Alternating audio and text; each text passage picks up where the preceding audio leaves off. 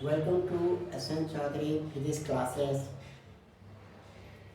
Today I am going to discuss refraction of light through glass slab. आपके glass slab के द्वारा क्या refraction होता है इसके बारे में हम देखने जा रहे हैं। ये सब टॉपिक्स पढ़ने इतना इम्पोर्टेंट नहीं था, तो मोस्टली स्कूलों में भी नहीं कराते थे, कहीं नहीं कराए, लेकिन बेटा इसके आधार पर न्यूमेरिकल्स आ जाते हैं। 1 नंबर 2 नंबर इस तरह के जो न्यूमेरिकल्स सब बनते हैं ये भीतर में यहाँ से आ जाते हैं, इसलिए ये टॉपिक्स भी करना ज़रूरी है। पिछले क्लास में हमने स्नेल्स लॉ वगैरह बता दिए, रिफ्रैक्शन टोटल बता दिए। अब यहाँ पर हम इसके बारे में करने जा रहे हैं, अब कितना कम से कम में हम कर सकते हैं ये हम यहाँ पर नोट करते हैं। अब यहाँ पर ये डायग्राम है और वीडियो लाइक करना पसंद कर जरूर है। आप चाहे जैसे भी करो, इसे सब्सक्राइब करना और नोटिफिकेशन बेल को ऑन कर देना, जिससे हम जो भी वीडियो भेजेंगे आप तक अपने आप पहुँच जाएगा। आपको ज़रूरत है तो उसको डाउनलोड करो या देखो, नहीं ज़रूरत है तो उसको ऑफ कर दीजिए, लेकिन सारे वीडियो आप तक पहुँचेंगे, इसलिए नोटिफिकेशन का बेल दबाना ज़रूरी है। Now we come on refraction of light through glass slab. अब ये हमारे पास ग्लास स्लैब है, देख लो, मान लो A B C D, ये ग्लास स्लैब है। ग्लास स्लैब देखने में हमने ऐसे डायग्राम बना दिया, रियल में देखने में ऐसे डायग्राम नहीं होते। ये है रेक्टेंगुलर, इसका डायग्राम मैं यहाँ दिखा देता हूँ। रियल में ग्लास स्लैब ये हुआ, ये हो गए। अब ये ग्लास स्लैब है आपके,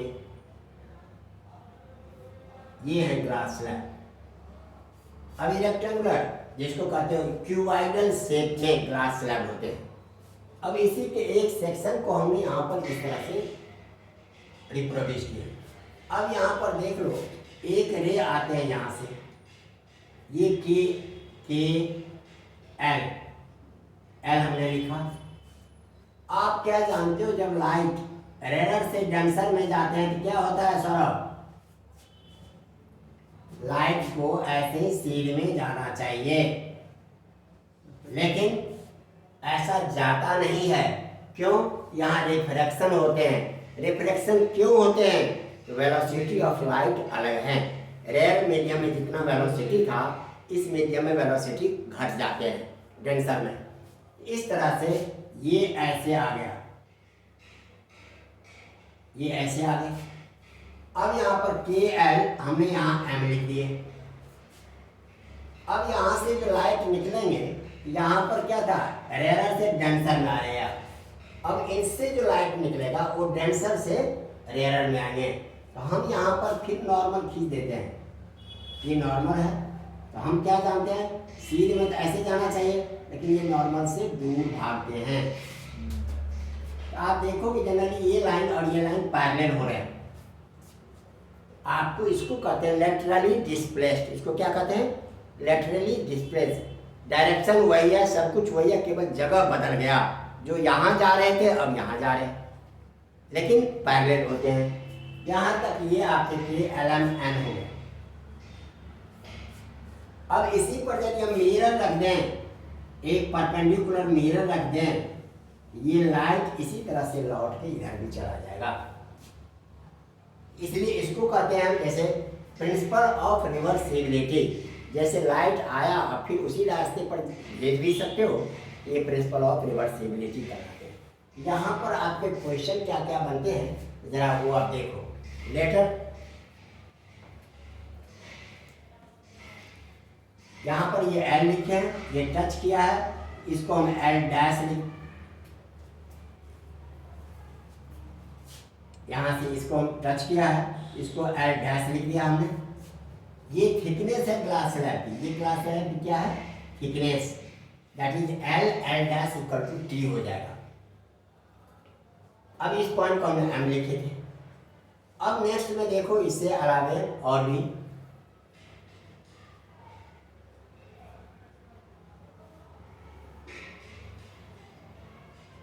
सबके अपने तरीके हैं, मैं अपने तरीके से देख लो। यहाँ पर इस एंगल को हम क्या कहते हैं? I1, angle of incidence. इस एंगल को क्या कहेंगे हम? R1, angle of refraction. और बुक वाले अलग अलग नाम डाल देते हैं, और हम तो यहाँ पर सिंपली ये भी I1 R1 ये सब भी नहीं लिखते हैं। सिंपली आप देख लो बेटा, हम इसको भी रब कर लिए, I1 भी नहीं लिखा, I लिखेंगे तो ध्यान में है।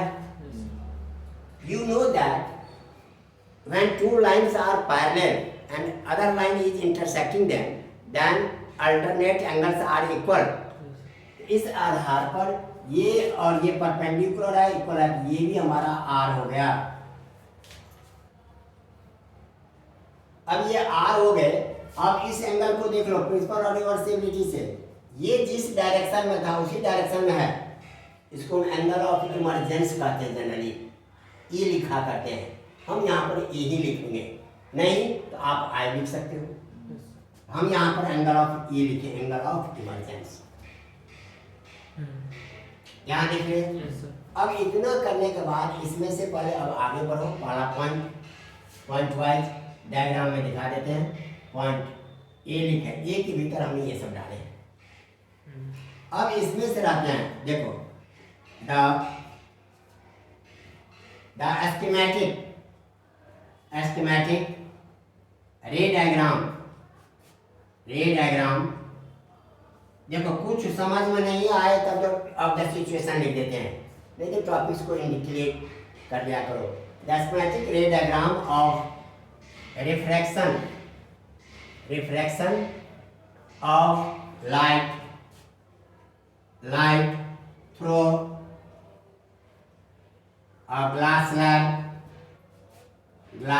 slab is shown in figure। इसे हम फिगर में दिखा दिए, ठीक है। अकॉर्डिंग टू स्नेल्स लॉ, यहां पर ये हमने लिख देते हैं एयर, ये हमारा बेटा एयर हो गया। एयर इसको हमने रेयर लिख दिए, रेयर मीडियम। ये ग्लास है, डेंसर मीडियम, फिर एयर है, रेयर मीडियम। एयर को जनरली हम बेटा ए लिखा करते हैं, ए। ग्लास को जनरली हम जी लिखा करते हैं। अकॉर्डिंग टू, देखो अकॉर्डिंग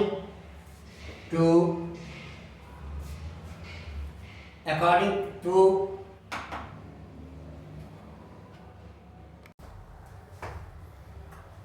नाउ यहाँ पर जैसे हम बताएं बेटे, द स्कीमेटिक रे डायग्राम ऑफ, यदि आपको मालूम नहीं रहता है पेपर में तो आप लिख दो of the situation is shown in figure. यदि मालूम है तो उस घटना की बताओ। स्कीमेटिक डायग्राम ऑफ रिफ्रैक्शन हम करा रहे हैं, refraction of light through glass slab is shown in figure. According to Snell's law of refraction, Snell's law of refraction के हिसाब से क्या हो जाएगा, एन रिफ्रैक्टिव इंडेक्स है, ANG यहाँ ए से जी में आया है, तो this equal to sine I upon sine R। First point हो गया।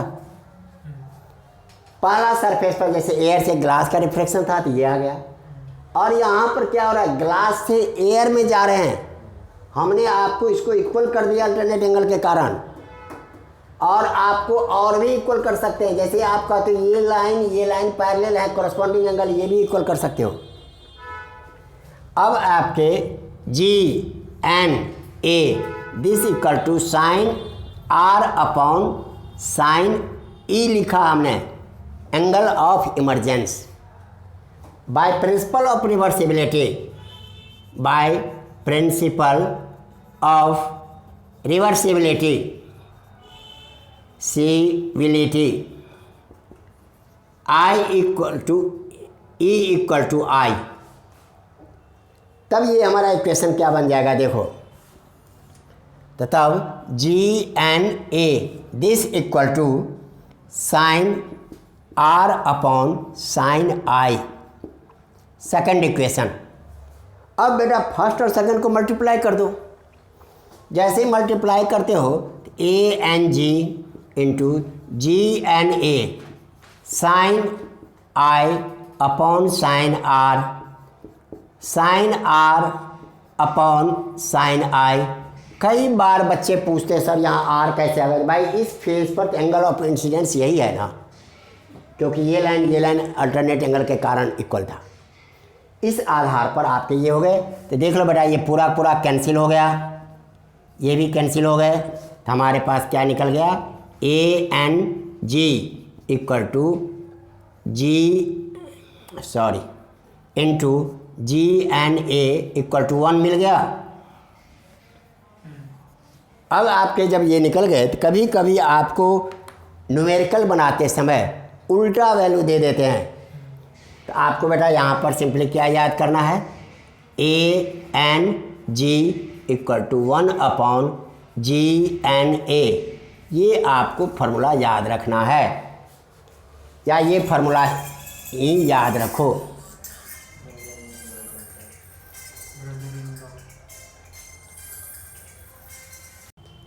देखो बेटा, तो ये न्यूमेरिकल बनाने में जैसे आपको हम ये बता दें, ए एन जी ये दोनों का प्रोडक्ट, कहने का मतलब एयर टू ग्लास गया और ग्लास से एयर गया। यदि दोनों को रिफ्रैक्टिव इंडेक्स को मल्टीप्लाई कर दोगे तो उसका रिजल्ट आ जाएगा 1। आगे बात समझ में। अब इसी में आपसे क्वेश्चन पूछता है, it is one of the most important question. जब सिलेबस बेटा घटाया गया है तो तब तो छोटे छोटे आइटम को देगा और वो बच्चे को कहेगा मैंने तो छोटा छोटा सिंपल वे से क्वेश्चन पूछे हैं, अब बच्चे बना नहीं पाए, इसमें हमारी क्या गलती है। और बच्चे उस टॉपिक्स को पढ़ के नहीं जाते जो इम्पोर्टेंट तो है नहीं।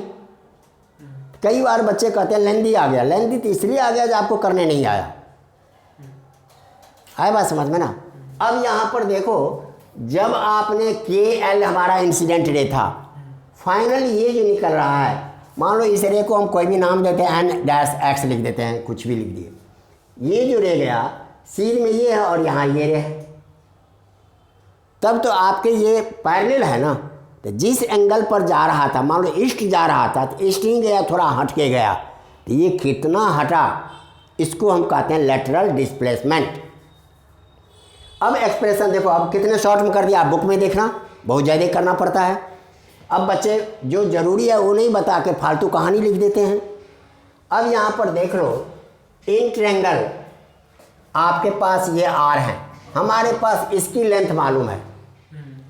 इन right angle triangle L L dash M, in right angle triangle L L dash M, L L dash M में हमारे पास क्या हो गया, sine R equal to P Y H लिखते हैं बेटा।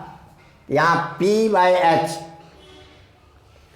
आर ये हैं, हमें ये लेंथ मालूम है, तो आपके ये लेंथ मालूम है, ये आपको हमें मालूम नहीं है, सॉरी। तो यहाँ पर कॉस लेके चलो,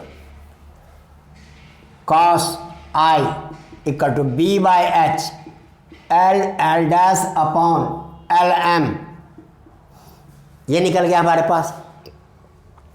क्रॉस मल्टीप्लाई किए, L L dash equal to L M cos I, ये हमारे पास आ गए। कॉस आई जैसे निकल गए, B by H L L dash upon M, यहाँ तक निकल गया हमारे पास। या एल एम निकालना चाहेंगे तो एल एम निकालने के लिए हम क्या कर देंगे बेटा, तो देखो L M equal to L L dash upon cos I, ये लिख देंगे। एल एम ये डायरेक्ट रे हम निकाल दिए। अब इसमें देख लो, यहाँ से आपने परपेंडिकुलर डाल रखे हैं, तो and in triangle M N dash L, यहाँ पर हमें फिर हम लिखते हैं डेल्टा दे रखा है, साइन आई साइन आर हमारे पास अवेलेबल है, तो इस कंडीशन में हम डेल्टा के लिए निकालेंगे। ये हमारे पास गिवन है और ये निकालना है, तो डेल्टा क्या है, ये है ना, तो sine delta equal to M N dash upon, या ये भी लिख दें पी बाई एच समझो, L M N dash upon L M हो गए। अब आपके पास चाहिए क्या चीज़, एम एन डैश चाहिए, तो एल एम साइन डेल्टा। अब एल एम की वैल्यू आप क्या निकाल चुके हो, L L dash that is T upon cos I, T upon sorry correct करो, आर था बेटा ये, R, T upon cos R, ये निकल गए। अब इसमें हम वैल्यू पुट कर देते हैं, बस हो गया। एल एम की वैल्यू निकल गया हमारे पास T upon cos R into sine delta, that is M N equal to T sine delta upon cos R, ये निकल गए। बट डेल्टा इक्वल टू क्या है, देख लो, ये वर्टिकली अपोजिट अगर इक्वल होते हैं तो I equal to, but delta equal to I minus R, इस तरह से M N equal to T sine delta upon cos R, that is M N equal to T sine I minus R upon cos R. This is required expression, this is required expression, ये हमारे पास आ गए।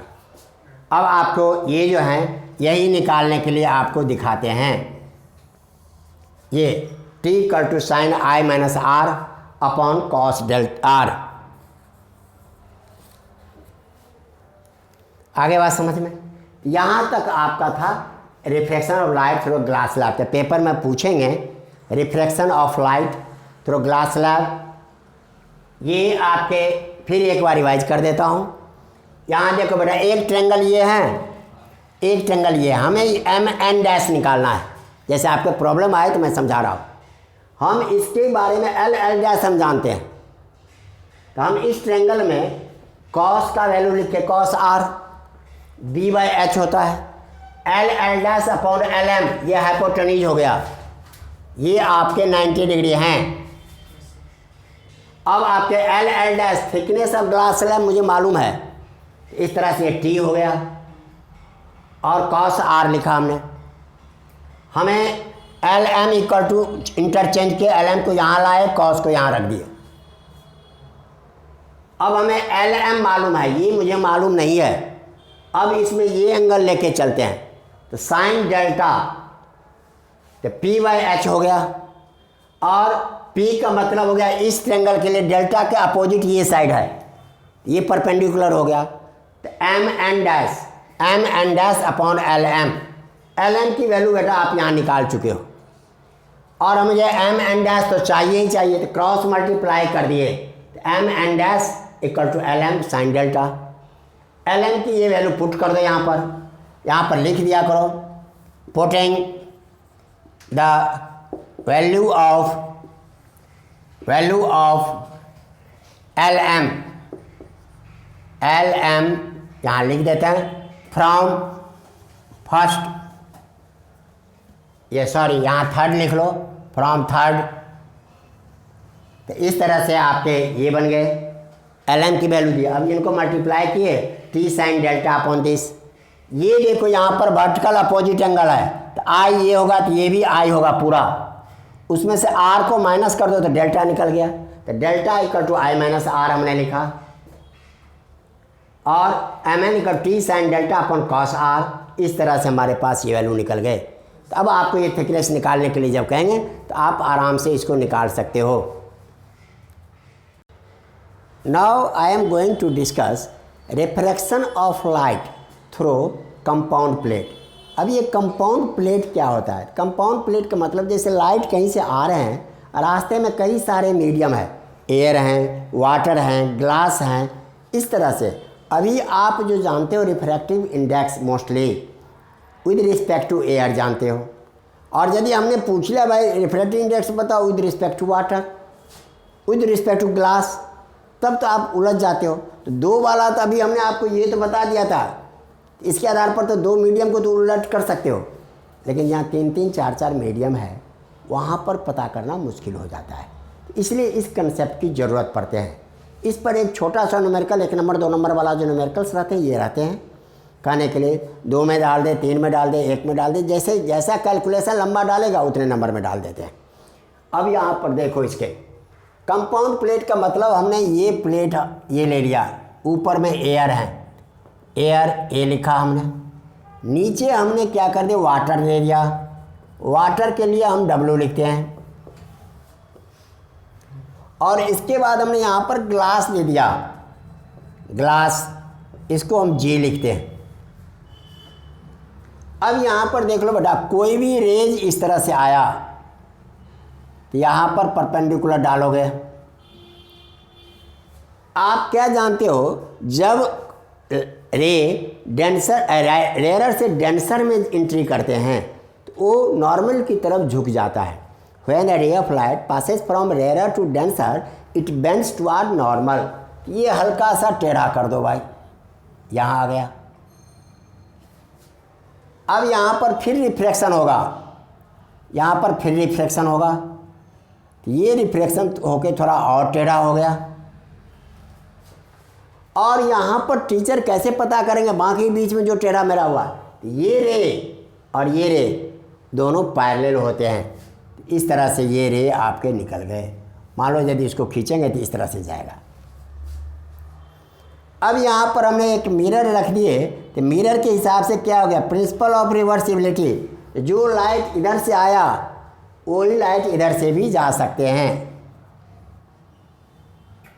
देखो अब इसमें mainly point होता है angle लिखने का।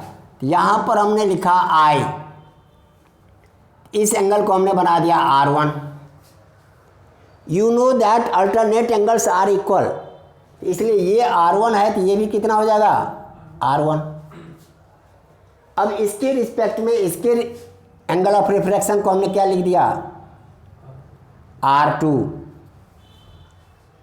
ये फिर आपका R2 हो गया, R2 अल्टरनेट के कारण।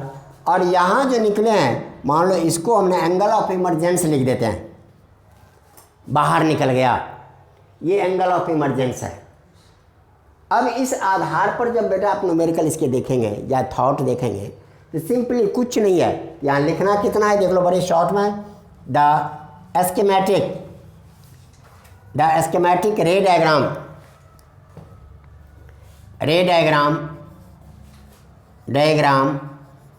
Of refraction of light through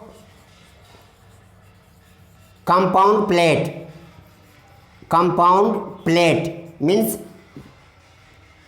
3-4 medium है। compound plate is shown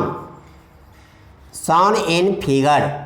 अब इसी में लिख दिए, बाकी बेटा हम तो लेटर नहीं लिखे हैं, आप KLMN जो भी लिखना चाहो रे का लिख सकते हो। हम तो यहाँ पर सिंपली चले हैं according to Snell's law of refraction. यहाँ देखो बेटा ए से वाटर में गया है ANW साइन I/sin R 1 लिखा हमने। फिर W से ग्लास में गया है, इधर स्पेस ले लेते हैं बेटा,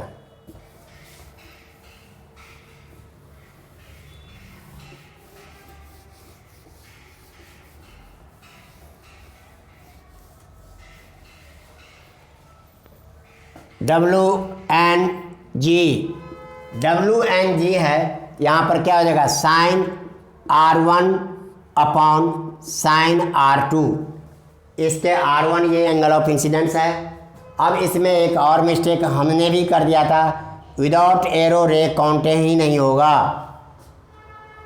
अब आपके sin R2 और यहाँ पर देख लो ग्लास से अब आ गया वो एयर में, तो G and A, that is sin R2 upon sin E by principle of reversibility, by principle of reversibility,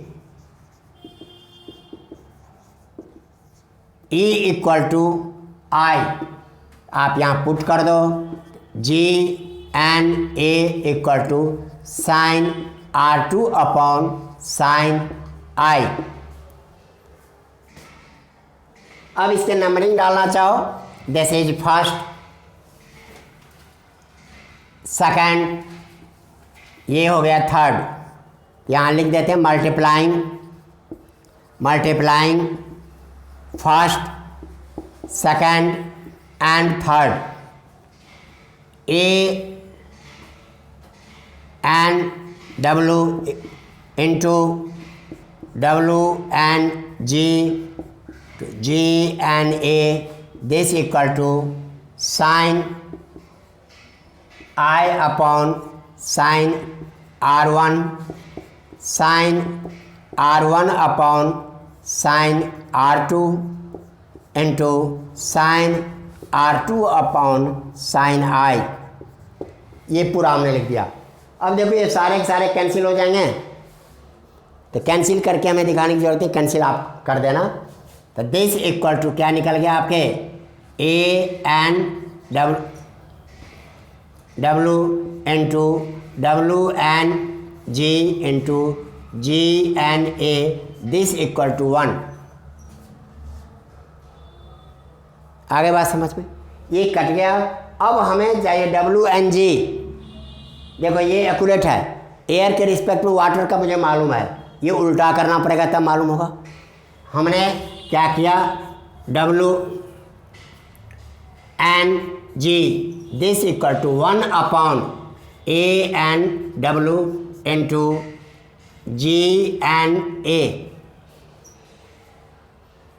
अब इसको थोड़ा आगे बढ़ा लो बेटा, थोड़ा सा और बच गया है।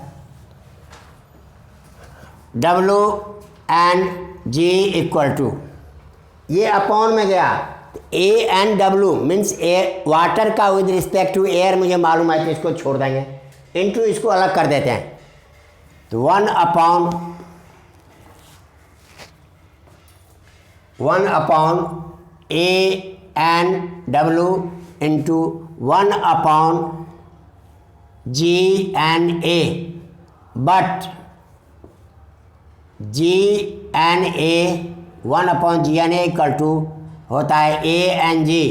ये हम पिछले में अभी पढ़े थे रिफ्रैक्शन थ्रू ग्लास स्लैब में, तो ये पुट कर दिए, W and G equal to 1 upon A and W into A and G ये हो गया हमारे पास।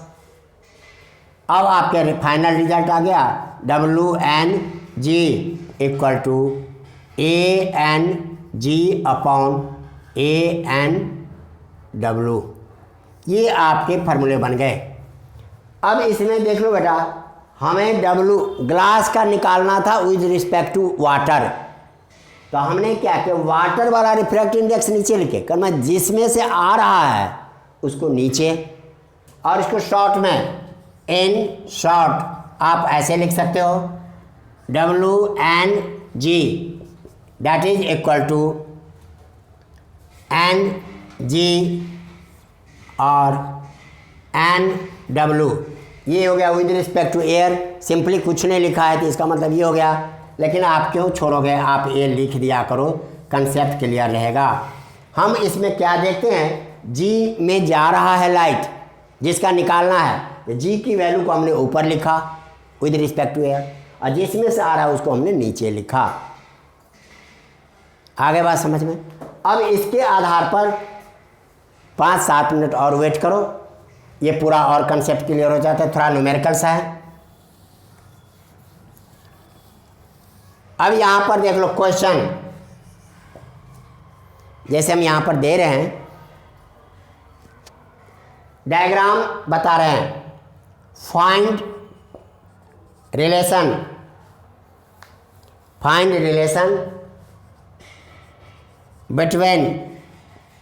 between N1 and N2, ये क्वेश्चन है।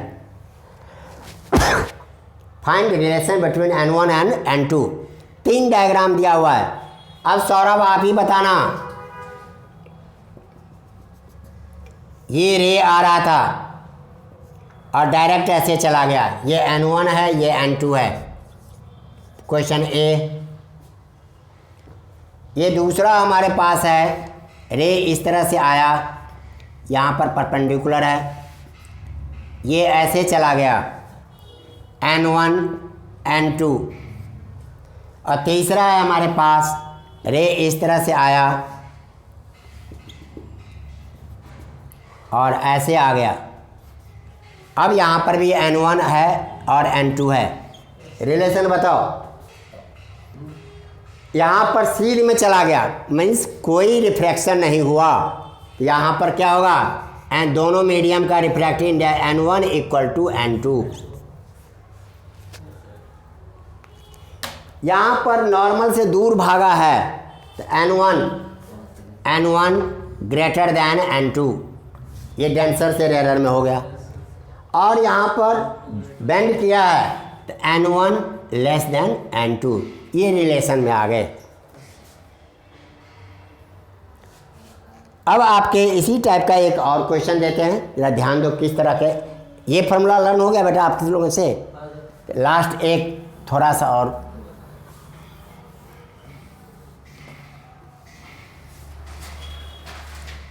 द क्वेश्चन देख लो। The refractive index of water and glass are 4/3 and 3/2 respectively. देखो 1 नंबर 2 नंबर क्वेश्चन बहुत सिंपल है। Refractive index of water and glass are this. Find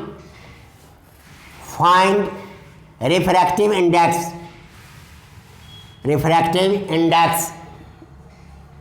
of glass with respect to water। अब with respect to water दे दिया तो अब आपके आंसर हम शॉर्ट में लिख देते हैं, दैट इज WNG। ये चाहिए मुझे। अभी हमने फार्मूला लिखे हैं तो यहाँ पर क्या लिखेंगे, ANG। नीचे वाला ऊपर चला गया, ऊपर वाला नीचे आ गया, ANW, that is 3/2 upon 4/3, 3/2 into 3/4, 9/8 आ गया आंसर। अब जिनको ये फार्मूला नहीं पता रहेगा, आप टीचर नहीं बताते हैं तो उस कंडीशन में तो परेशानी होगी। देखो बेटा हमने ये वीडियो बना दिए हैं और आप इसको बार बार रिवाइज कर सकते हो। साथ साथ सब्सक्राइब ज़रूर करना। जैसे भी हो तो हम जितने वीडियो बनाते हैं आप तक पहुंचते रहेंगे। फिर भी किसी बच्चे को किसी टॉपिक्स में कोई शिकायत है, कंप्लेन है तो आप कमेंट में डाल देना, विदिन 24 आवर्स हम आंसर कर देंगे। Thank you.